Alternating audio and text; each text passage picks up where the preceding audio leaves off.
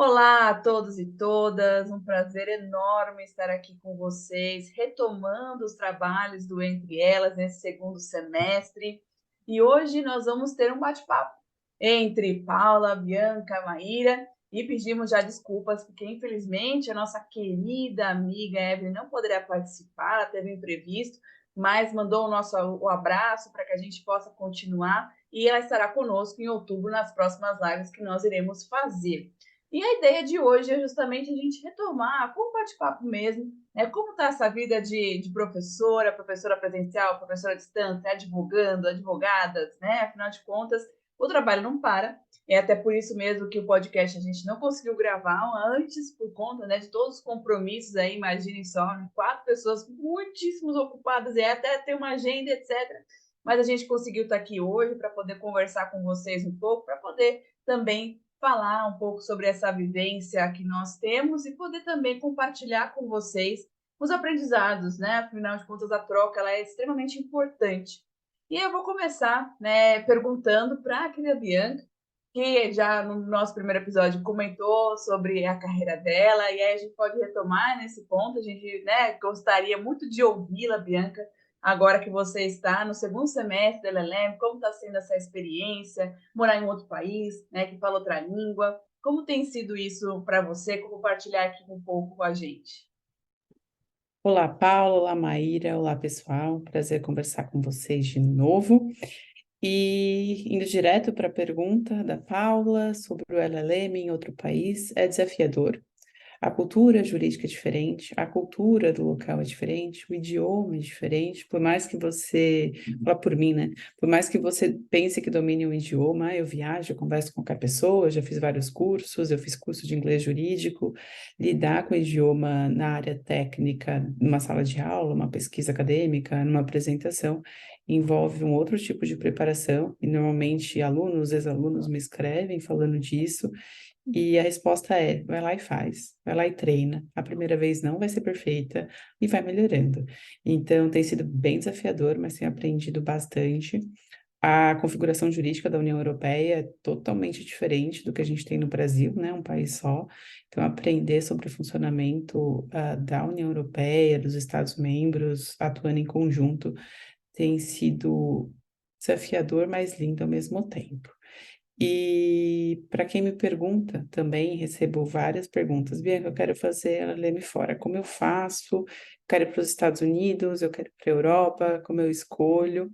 E eu experimentei recentemente uma experiência dupla. Então, eu estou aqui na Europa fazendo LLM em inglês na Universidade de Viena, que tem parceria com a Universidade de Stanford, nos Estados Unidos. E eu fui para lá fazer 3 créditos com bolsa. Então, mesmo quem acha não é muito caro, está fora do meu orçamento, tem caminhos que podem ser explorados. E se você tem vontade de fazer LLM, se você tem vontade de estudar fora, a gente vai ter um episódio aqui só para falar isso. LLM fora, conversando com quem está nos Estados Unidos estudando, eu estou aqui na Europa, e a gente vai bater uma bola, trocar umas ideias sobre como isso pode ser planejado e efetivado na vida de cada profissional do direito e mesmo estudante, né? Já pensando em o que fazer depois da faculdade. Então, tá nesse pé, Paula, estou dando aulas ainda no Brasil, mas na pós-graduação, não na graduação, né, que demanda uma presença que eu não consigo, obviamente, fornecer, e estou aqui no LLM, então pesquisando, aprendendo, estudando e me desafiando, porque aqui onde eu estou fala-se alemão, então estou aprendendo alemão também. Um monte de coisa acontecendo ao mesmo tempo, conversar com vocês, falar português, de vez em quando é muito bom. Obrigada por compartilhar, Bianca. Tem vários pensamentos que, como também tem essa vivência fora, né, mais ou menos no mesmo período que a Bianca, um ano antes, na verdade, a gente tem certos assuntos, certos pontos que a gente não sabe até viver na prática, né? E, e aí, uma vez, né, eu estava pensando muito nisso nos meus primeiros 6 meses, né, o quanto é difícil, porque a nossa vida, onde que a gente deixou para trás, ela continua, né?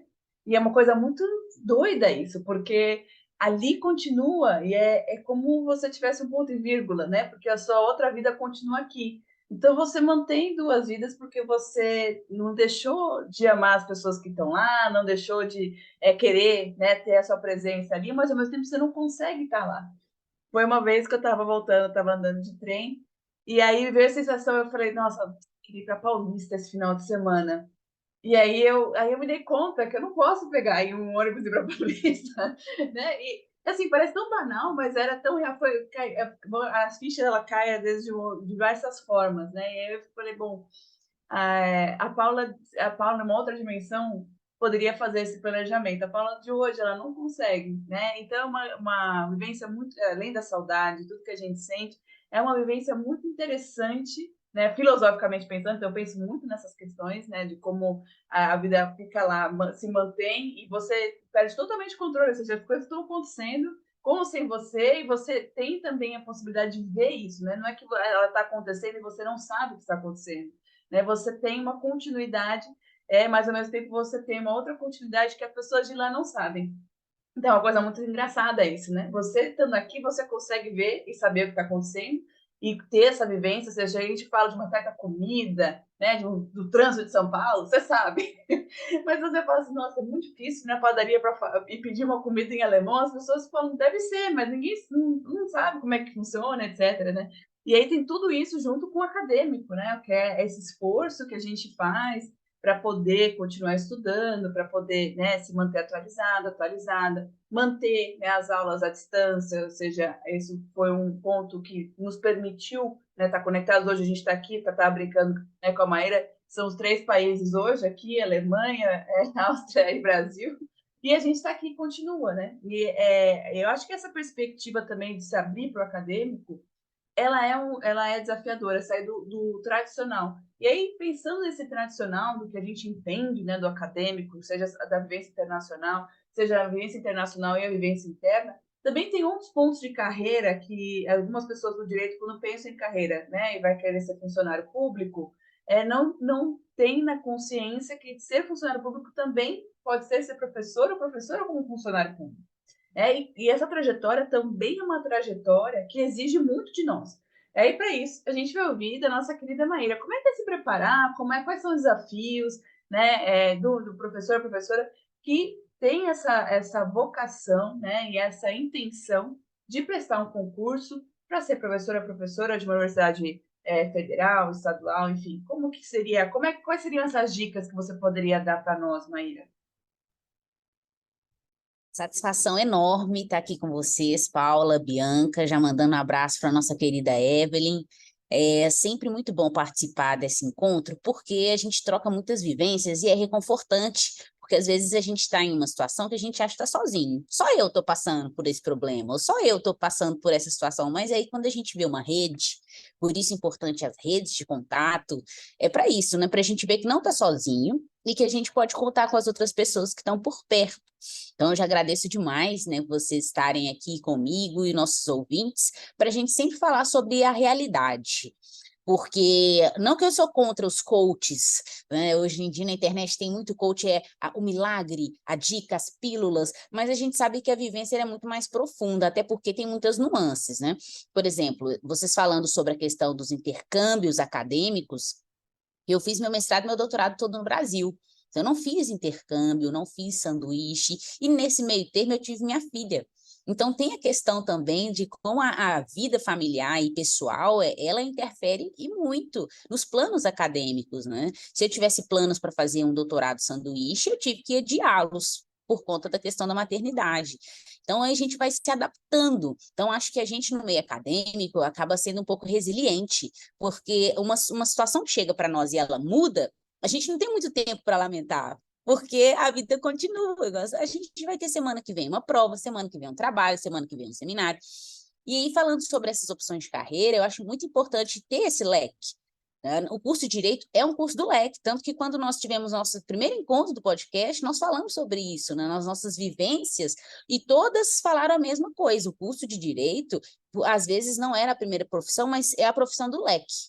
Você tem várias opções para atuar na área privada, contencioso ou não contencioso, né? Nos métodos adequados de solução de conflitos, e aí a gente tem também a questão pública, que é atuar no serviço público, e aí no serviço público como agentes dentro do sistema jurídico ou como professores. E aí eu tenho também experiência nessa área como professores, porque eu tentei durante muito tempo e fui aprovada em concursos públicos para professores. Mas a questão do concurso para professor é que é só uma vaga.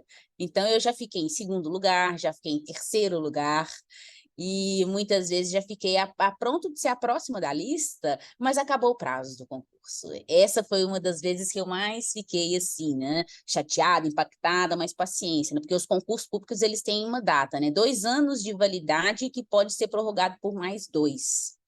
E esse que eu havia feito, que eu fiquei às vistas de ser chamada, ele já estava encerrando o prazo, e aí encerrou o prazo. E aí tem umas questões sobre concurso para professores que eu gostaria de falar, que assim, é o processo. O processo, ele é realmente longo, e eu acho interessante, eu vou começar falando com uma pergunta que eu tive no último concurso que eu participei para professor aqui na UFMG, em Belo Horizonte, foi o seguinte, chegou uma candidata, porque assim, nós candidatos, nós não estamos uns contra os outros, porque a vaga, ela está lá. Então, a gente troca muita ideia, muito, em todo, pelo menos os que eu participei, e as pessoas que eu conversei, todos trocando ideias sobre as provas, porque elas são difíceis, é uma questão de mentalidade muito forte, e a pergunta que a moça fez para a gente foi a seguinte, era a primeira vez que ela estava fazendo um concurso para professor de Universidade Federal, e ela chegou para a gente sentada no corredor e falou, posso perguntar uma coisa para vocês? A gente pode, né? Tá todo mundo no mesmo barco, porque a prova exige o seu conhecimento, então não adianta ficar em nível de competição ou sangue nos olhos.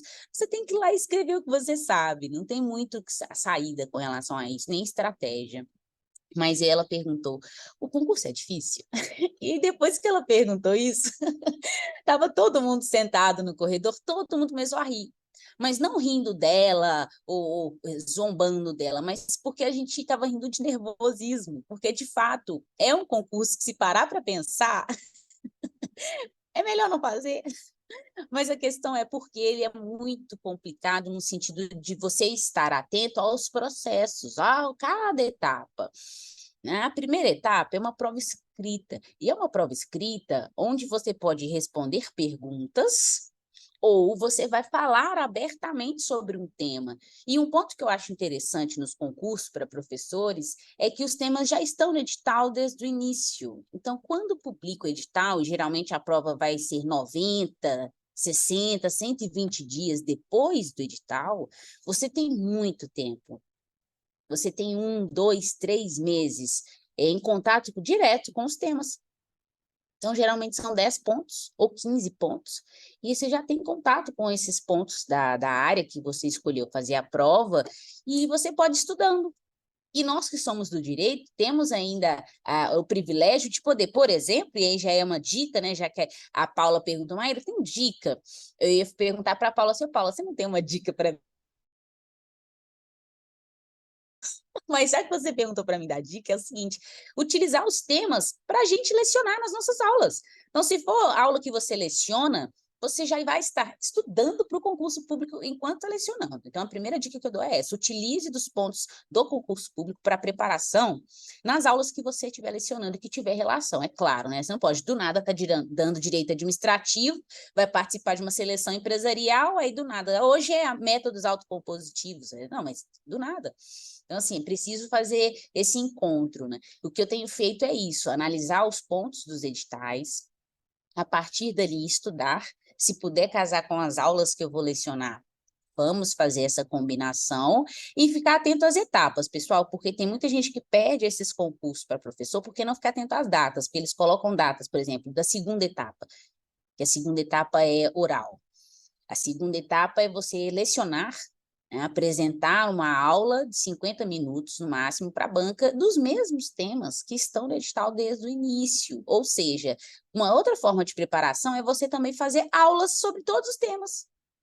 Então, monte pequenas aulas sobre todos os temas antes da prova, porque assim você já vai antecipar um pouco essa preparação, já criando essa prática da fala e também da familiaridade com o tema, porque você precisa demonstrar para a banca se você conhece o tema na atualidade. Então, não é uma aula, e aí já falando numa questão mais específica, não é uma aula de graduação especificamente, tem que ser uma aula também de pós-graduação. Em que sentido? De trazer as atualidades, as polêmicas, as alterações legislativas, é profundo, mas a gente tem que pensar que a carga emocional, ela tem que ficar focada naquela semana, porque geralmente dura 1, 2 semanas, concurso para professor de universidade pública. E aí, você focando na prova oral também, tentando antecipar, é um passo muito importante, né? E pensando, por exemplo, nossa, Maíra, mas eu não sei se eu vou passar para a segunda etapa, que é a prova de aulas, né? A prova didática. Tá, mas a gente precisa pensar, antecipar, nem que seja pensar positivamente, mas antecipar. A partir do momento que você faz a inscrição do concurso, você já tem que antecipar, porque a próxima etapa, por exemplo, vai ser projeto de pesquisa. Você vai ter que apresentar um projeto de pesquisa para a banca. E aí o projeto de pesquisa ele já é um pouco mais aberto. O projeto de pesquisa, nós é que vamos direcionar para a banca o tema, a questão das referências bibliográficas, mas sempre dentro da área do concurso prestado, se é direito público, se é processo, se é direito privado. Então, é muito importante seguir o edital, né? Como a gente até costuma dizer, o edital é a lei do concurso. Então, é preciso estar atento às datas, estar atento à carga emocional, porque a última etapa é uma etapa que já foi cumprida. Qual que é? Currículo. Então, a última etapa é o currículo, onde vai ser analisado, então, o que nós fizemos durante a graduação, e aí mais uma dica que eu dou, né, para aqueles que estão nos ouvindo, nos assistindo pelo YouTube, por favor, aproveitem as oportunidades que vocês têm na graduação. Seminário, mesa redonda, debate, congressos, vale muito a pena participar. E se puder apresentar trabalho, melhor ainda, porque os resumos, os papers, né, os resumos estendidos, eles valem ponto no concurso. É o famoso barema, a gente tem que fazer o barema, né? A gente tem que fazer o Lattes.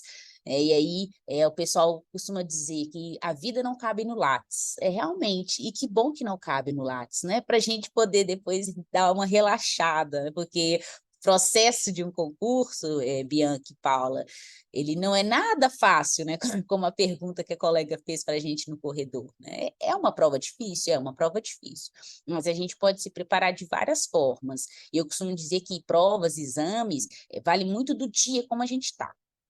Então, a Paula começou falando sobre uma questão de ter 2 vidas quando fazemos intercâmbio, mas a gente não deixa de amar quem ficou. Eu acho que tem uma questão de amar também, né? Se amar, amar a nossa família, as pessoas que estão com a gente, porque o processo seletivo ele passa e a gente vai ficar, né? Então, era mais ou menos isso, nesse primeiro bate-bola. Nossa, foi muito intenso, muito interessante. Obrigada por compartilhar a sua experiência com a gente, Maíra, e vários pensamentos também, né? Eu acho que quando você traz essa questão, né, das vivências, eu gosto muito do que o Cortella fala, né? O que é o dar o nosso melhor? É fazer o que a gente pode com aquilo que a gente tem, né? E eu acho que isso em qualquer circunstância da vida, porque num mundo, né, de tão virtual e tão de imagem, de tantas comparações, né? A gente acaba se esquecendo dessa parte, e que cada um tem a sua vida, tem as suas escolhas, e fazer o seu melhor é fazer o seu melhor com aquilo que você pode, com aquilo que você tem, né? Não tem o que a gente possa mudar nesse sentido. E isso é um conforto também, eu acho, né? Porque eu sei do nosso grupo, nosso quarteto fantástico, né? Somos mulheres muito exigentes conosco mesmas, né? E isso eu posso dizer em nome do grupo. Somos exigentes, mas e a gente se exige muito porque a gente quer que realmente possamos dar o nosso melhor. Que a gente possa contribuir de alguma forma com essa jornada, né, à toa, né, que a gente mantém, por exemplo, esse podcast, que a gente pode trocar essas experiências. Nós fazemos isso justamente porque é o nosso momento da gente poder trocar, para a gente poder conhecer também pessoas, poder compartilhar experiências e pensar, né, na questão de carreiras. E eu acho que isso é um ponto muito importante, porque a gente também é muito focado na questão de carreira, né? A gente fala bastante sobre a questão de carreira. E hoje a gente também pode falar um pouco sobre a questão pessoal, né? De como lidar com todas essas questões pessoais. Infelizmente, ou felizmente, posso dizer melhor, felizmente, nós não somos as máquinas, né? Nós temos toda uma vida, toda uma escolha, todo um peso emocional que vem junto com essas escolhas que a gente pensa, que a gente faz pensando no melhor, que a gente pode posteriormente retribuir aquilo, né? Nós temos aí como um lema, principalmente professoras, do conhecimento distribuído, ou seja, a gente está aqui para trocar e distribuir, e é isso, né? Afinal de contas, é uma construção e tudo tem o seu motivo, né? Posso dizer assim. E essas são vivências que eu gostei muito de ouvir, mas eu ia falar o meu, né? Porque, afinal de contas, eu falei todo mundo, não falei o meu, né? Eu completei 2 anos de Alemanha esse mês. E foi. Passou muito rápido, muito rápido. Peraí, são 2 anos na Alemanha? 2 anos na Alemanha. Meu Deus, Paulo. Meu Deus, Paula, exato. Eu também falei isso para mim mesmo. Meu Deus, Paula. Porque eu vim pela Suíça, né? Eu fiquei 10 dias na Suíça, depois eu vim para cá. E eu vim no 7 de setembro de 2021. E aí, 2 anos, né? Tudo bem, eu tenho a sorte, né? É a graça de poder ir para o Brasil com uma certa frequência e ficar um certo tempo, mas um turbilhão de sentimentos, né? Dessa escolha, principalmente porque era para eu ficar só 4 meses, né? Eu nunca tinha planejado ficar 2 anos. Eu ia ficar 4 meses na Alemanha e ia voltar. Eu não fiz nada para mudar minha vida aqui, para ficar os 2 anos. Porque para mim, depois de 4 meses, eu ia voltar. Mas as circunstâncias mudaram e me adaptei e aceitei algumas coisas, e aí foi mudando. E eu acho que, assim, né, me perguntaram quando eu falei isso para uma amiga, ele falou assim, mas se você mudaria, se você pudesse voltar atrás? Se você soubesse que você, ao invés de 4 meses, você ficaria 2 anos, você deixaria de vir, você mudaria? Eu faria tudo de novo, porque eu acho que o que eu aprendi, me adaptando, principalmente uma pessoa que gosta de ter tudo muito regrado, não vamos falar de signos hoje, mas uma pessoa que gosta de ter tudo muito regrado, foi um outro desafio, né? Tem tantos desafios, a questão da barreira linguística, cultural, etc., mas esse também é um desafio, né, de adaptação, e às vezes o planejado não era o que era para ser planejado, né? A gente se adapta e vai, né? E o importante é manter o foco. Então, eu acho que são essas vivências, e hoje eu posso trabalhar também como professora à distância, mais nos programas de pós-graduação atualmente, mas consegui manter por um certo tempo a graduação, e trabalhar com a defesa de direitos humanos. E isso, para mim, é fundamental, essa vivência, né? Poder ter essa possibilidade de estar aqui e estar trabalhando com aquilo que eu me propus, né? Desde o momento que eu entrei na graduação. Então, isso me deixa realmente muito feliz. E toda escolha tem ali o seu trade-off, né? Então, acontece com todas nós essas escolhas. E eu acho que também para quem está nos ouvindo, e eu acho que mostrar para que a gente não somos humanas. Então, eu acho que essa foi a ideia, né? Porque, né, Bianca, né, Maíra? Às vezes a gente recebe umas coisas no Instagram, né, ou no WhatsApp, você fala, meu Deus, acho que a pessoa não sabe que eu sou um ser humano, né? Já acho que tudo bem, né? Que eu não sinto nada, que tá tudo ótimo, né?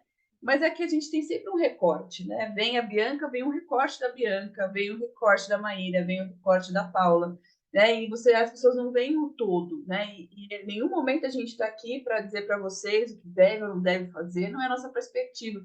É dizer que, assim, são escolhas, erros, acertos, e a gente segue, somos humanas também, não quer dizer que a gente não erre, às vezes a gente erra e erra bastante, e a gente segue. Eu acho que é importante o que a Maíra também mencionou é ter a rede, né? E isso é uma coisa que eu incentivo, principalmente quem está nos ouvindo, é fundamental ter uma rede. Amigos, família, enfim, né? Tenha a sua rede em que você possa se apoiar, porque quando a coisa aperta, quando a coisa muda, é a sua rede que vai te dar esse apoio que você precisa, né? Então, mantenha isso, porque isso é muito além do que a carreira. A carreira é onde a gente se aposenta, né? A rede, ela é para sempre. Então, acho que isso é um ponto que eu gostaria muito que os nossos ouvintes tivessem em consideração, já que a gente vai daqui a pouco completar um ano de Entre Elas com o Quarteto Fantástico, para deixar isso marcado na memória. Então, seria essa a minha fala. Já falei demais. Hoje eu falei demais. Estou falante. E aí eu vou deixar, então, a despedida. Eu vou passar primeiro para a Maíra, depois para a Bianca, vou dar a ordem contrária para a gente fechar o nosso podcast de hoje. Bom, muito bem, então, recebendo essa bola que foi levantada, vou dar uma cortada, apesar de ter só 1,60 m. Eu acho que eu sou a mais baixa aqui do grupo, até já falando em questões. Até uma curiosidade, a gente fica nesse mundo online, né? A gente deu muita aula online, principalmente na pandemia, e só uma questão engraçada, quando acabou a pandemia e começaram as aulas presenciais, aí alguns alunos chegaram para mim e falaram, não, Maíra, eu achei que você era mais alta. Na câmera Na câmera você parecia ser mais alta, agora você está tão baixinha. Eu falei, essa é a realidade, ou seja, né, nem tudo que aparece nos vídeos, nas câmeras, rola no feed, é a realidade, né? São recortes, né? Como a Paula mesma disse. São partes, e nós todos somos formados dessas partes. Então, não é nem ignorar essa parte, né? Falar, não, mas isso não é realidade, mas também nem viver só para ela. A gente precisa dar um passo adiante, sempre pensando que o que acontece com a gente é uma situação que não é por acaso ou é uma situação aleatória, não, é algo que a gente precisa ter responsabilidade, né? E responsabilidade é responder com habilidade. Então, tentar estar pronto ou, no máximo, fazer o que a gente pode com o que a gente tem, né? Fazer o máximo que a gente pode com o que a gente tem. Até porque, pessoal, eu acho que isso evita muitas frustrações. E nós, na área do direito, estamos muito sujeitos a isso, por conta das altas expectativas na área tradicional que a gente vive. A área do direito é uma área muito tradicional, então as expectativas elas são colocadas no topo da cadeia alimentar. E ainda mais no mundo acadêmico, né? A gente costuma dizer que você abre a sala dos professores de mestrado, de doutorado, não dá nem para entrar direito, que os egos já estão cheios, não tem espaço para a gente entrar lá dentro direito. Então, é uma questão de trabalhar com o que a gente pode, sendo sempre gentil, né? Eu sempre tenho isso comigo. Trabalhar carreiras, né? No nosso tema hoje é carreiras. Se a gente está dentro de uma carreira, a gente precisa pensar e lembrar que nós não somos a carreira. Nós somos as pessoas que estão trabalhando para que aquilo seja o melhor momento onde a gente estiver, né? Vai ter questões que vão trazer desânimo, outras questões desafiadoras, sempre vão existir. Então, eu vi até uma frase um dia que diz, olha, tudo é difícil, você tem que escolher qual difícil você quer tentar fazer melhorar. Então, o que eu quero escolher para mim? Se aconteceu uma porta fechar aqui, uma oportunidade que não apareceu, essa oportunidade ela pode aparecer lá na frente. Então, falando de carreiras para mim eu vejo como oportunidade. Então, a mensagem final que eu quero deixar para os nossos ouvintes é essa. As carreiras elas não podem se resumir a quem você é. Nós não somos as carreiras, né? Nós somos pessoas. Então, as oportunidades elas podem aparecer em vários momentos das nossas vidas.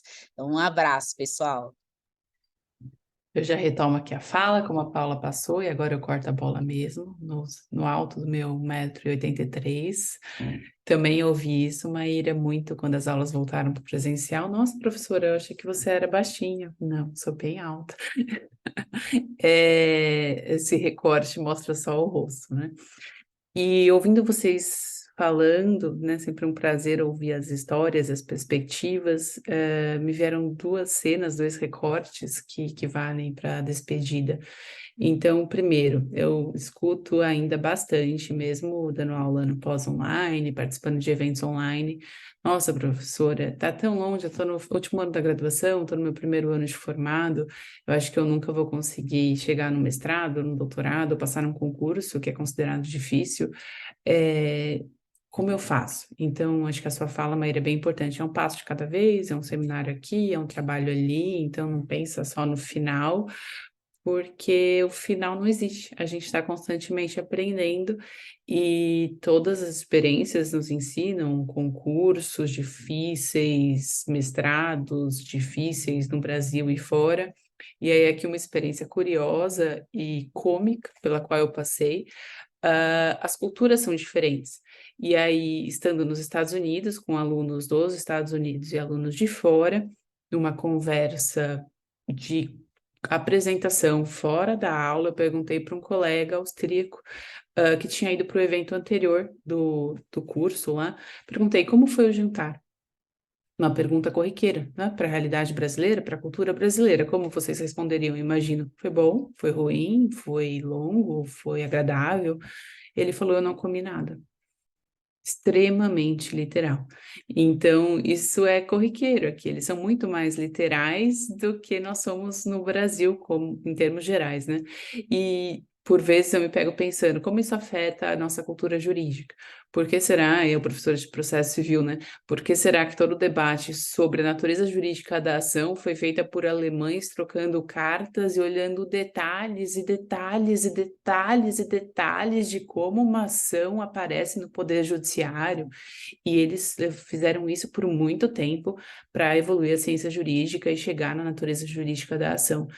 E coisa que talvez a gente passasse de uma maneira um pouco mais apressada por não sermos tão literais, ou a literalidade vir de uma maneira mais difícil.